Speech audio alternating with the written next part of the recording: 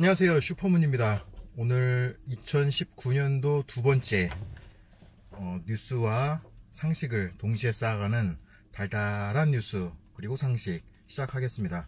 다 보신 후에요, 좋으면 좋아요와 구독 눌러주시면 매일매일 달달한 뉴스 그리고 상식을 만나실 수 있습니다. 오늘 달달한 상식과 뉴스는요, 총 5가지거든요. 대졸 입사자가 임원으로 승진하는 비율 알아보겠고요. 그 다음에 유관순 열사에 대해서 한번 보고요. 그 다음에 사회봉사명령 많이 들어보셨죠?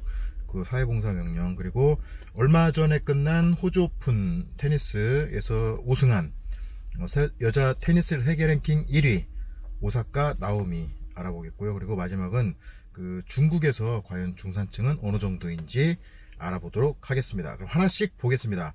먼저 대졸 입사자가 임원으로 승진하는 비율은요, 과연 얼마일까요? 조사 결과 중앙 썬데이에 조사한 결과는요, 약 0.8%, 대기업은요 더 희박해서 0.6%만 임원으로 승진을 한다고 합니다. 즉 200명이 입사를 하면요 단 3명 정도만 임원으로 승진한다는 거죠. 그래서 이 임원으로 되면 평균 연봉이 약 2억 원 정도고요. 근무 기간은 5년 반 정도 후면 짐을 싸서 집으로 돌아간다고 합니다. 두 번째, 유관순 열사 의 독립 유공자 서훈이 너무 낮아서 좀 더 올려야 되지 않냐 문제가 제기됐다고 하는데요. 5단계 등급이 있는데 유관순 열사의 등급은 3등급이었다고 합니다. 즉 독립장에 그쳐서 좀 너무 저하된 거 아니냐라고 해서 앞으로 추후에 좀 상승이 될 것 같은 그런 기사였었습니다. 서울신문이었는데요. 참고로 상식적으로 상식 알려드리면 1등급은요, 독립 중에 1등급은 대한민국장이라고 해서 김구, 안창호, 안중근 등 약 30여 분이 1등급 대한민국장으로 그 서훈 등급이 부여되어 있고요. 그리고 2등급은 신채호, 단재 신채호 선생님 등 약 93분이 대통령장인 2등급으로 독립유공자 서훈이 매겨져 있다고 합니다. 다음 세 번째, 사회봉사명령입니다. 이 사회봉사명령이 뭐냐면요, 형법을 위반했거나 그리고 성폭력 범죄자에게 법원이 집행유예를 선고할 때 너는 몇 시간 동안 사회봉사를 해라 라고 명령하는 건데요, 이게 최고로 부여할 수 있는 시간이 500시간이라 그래요. 그래서 이 500시간 내에서 사회에 유익한 근로를 하도록 부과하는 건데요, 현재는 약 37,000여 명이 사회봉사명령을 받았다고 합니다. 자, 상식 알려드리면요, 사회봉사명령을 집행하는 그 분야는 자연보호, 그 다음에 복지시설 활동, 그 다음에 행정기관 지원, 그 다음에 공공시설 봉사, 공익사업 보조, 그리고 또 의외인데요, 저도 처음 알았는데 농촌봉사, 그리고 문화재 보호 활동 등이 있다고 합니다. 자, 네 번째, 이제 2개 남았습니다. 여자 테니스 세계 랭킹 1위 누구신지 아시나요? 예, 앞에서도 말씀드렸지만 얼마 전에 끝난 호주 오픈 테니스 대회에서 여자부 1위를 한 오사카 나오미입니다. 이 선수가 아시아에서는 최초로 세계 랭킹 1위를 차지했다고 하는데요. 이 아버지는 IT 출신의 미국인이고 어머니는 일본인 어머니라고 합니다. 그래서 3살 때 미국으로 이주를 했다고 하는데요. 이 선수가 왜 그럼 국적을 일본을 선택을 했느냐, 왜냐하면 미국에는 테니스 유망주가 너무 많았기 때문에 자기가 좀 지원을 받기가 어려울 것 같아서 전략적으로 일본 국적을 택했다고 합니다. 자, 상식 알려드리면요, 남자 랭킹 1위 누굴까요?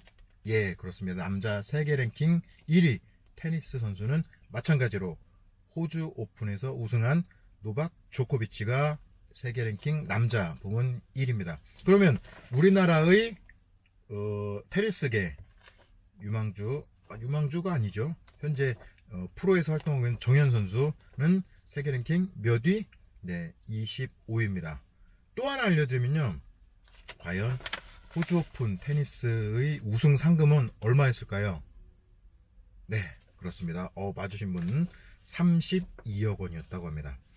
자, 마지막. 자, 중국에서는 과연 어느 정도 되면 중산층이라고 부를까요? 3인 가구 기준으로 했을 때 우리나라 돈으로요, 약 1660만 원에서 8300만 원을 벌면 1년의 연소득이, 그러면 중국에서는 전형적인 중산층이라고 합니다.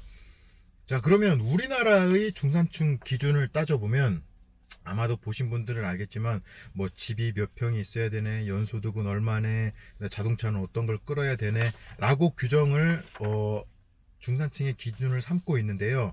제가 보면서 프랑스 같은데 나라의 중산층 기준을 한번 봤어요. 한번 비교하려고요. 근데 참 뜻밖이었습니다. 프랑스의 중산층 기준은 어떤 것을 삼냐면요, 외국어 한 개쯤은 해야 하고요, 그 다음에 스포츠도 한 개 종목쯤은 할 줄 알아야 하고, 그 다음에 악기도 하나 이상은 다룰 줄 알아야 되고, 그리고 다른 사람이 낼 수 없는 다른 맛의 요리를 할 줄 알고, 그 다음에 봉사활동을 해야 중산층의 기준에 들어갈 수 있다고 합니다. 좀 알아보면서 좀 상당히 의외였는데 한편으로는 좀 쑥스럽기도 했습니다. 자, 기타 나머지 짜투리 또 두 개만 말씀드리면요, 중국의 샤오미가 인도 시장에서 삼성을 제치고 휴대폰 시장 점유율 1위를 차지했다고 합니다. 자, 상식 알려드리면요, 세계 인구 순위 1위 어디? 예, 중국입니다. 약 14억 2천만 명. 그 다음에 2위가 어디냐면요, 바로 인도예요. 인도가 13억 7천만 명이고요. 그 다음에 3위가 격차가 상당히 큰데요, 약 3억 3천만 명이 있는 미국이라고 합니다. 그럼 우리나라는요, 예, 세계 28위이고요. 약 5,180만 명이 우리나라 인구로서 28위를 차지했다고 합니다. 자, 이렇게 알아봤고요. 보신 후에 좋으셨으면 좋아요, 구독 눌러주시면요, 매일매일 이렇게 달달한 뉴스와 상식을 동시에 쌓아갈 수 있는 달달한 뉴스 상식을 보실 수가 있습니다. 자, 오늘 여기까지였고요. 또 내일 만나 뵙도록 하겠습니다. 안녕히 계세요.